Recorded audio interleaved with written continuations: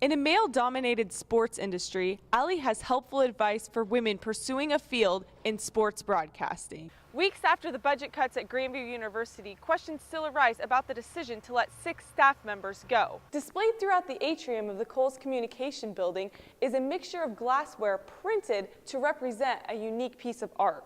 Let's take a closer look. Faculty from the art department at Grandview University are setting up for this week's art exhibit held in Rasmussen Center. Washington, Vermont, and Oregon are the 3 states that have passed the Death with Dignity law.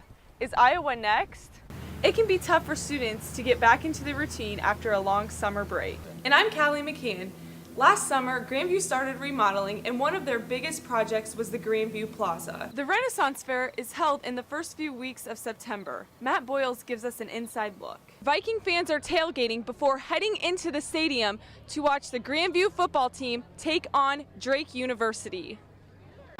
Students packed and packed and packed Sism Arena to hear Allie LaForce speak.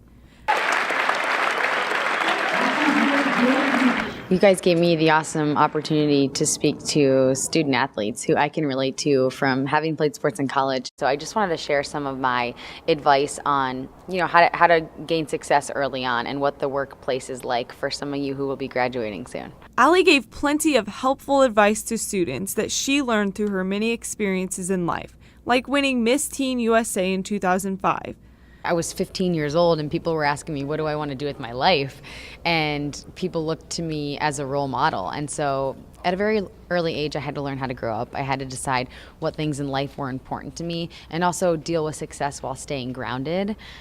Those are some of the biggest things I've learned. Allie has also learned a lot and experienced many changes from reporting local TV to now reporting for CBS Sports. Here's the encore. Your audience is bigger, the response is bigger, everything you say and do is magnified to a greater level, and you get less chances to make mistakes.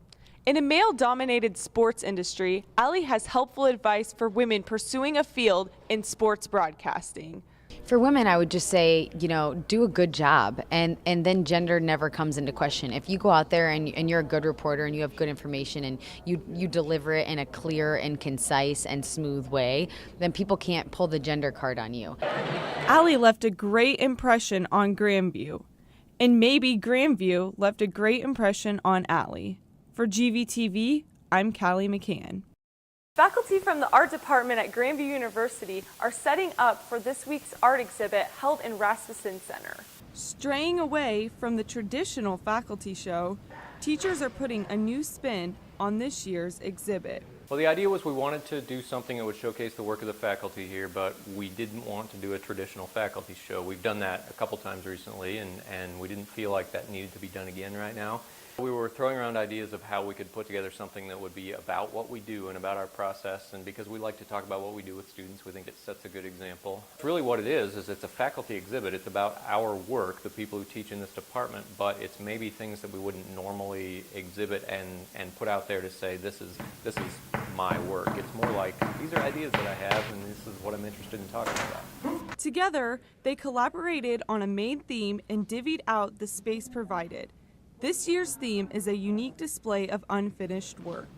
The exhibit will be open the rest of the week in Rasmussen with a roundtable discussion on Thursday at 1.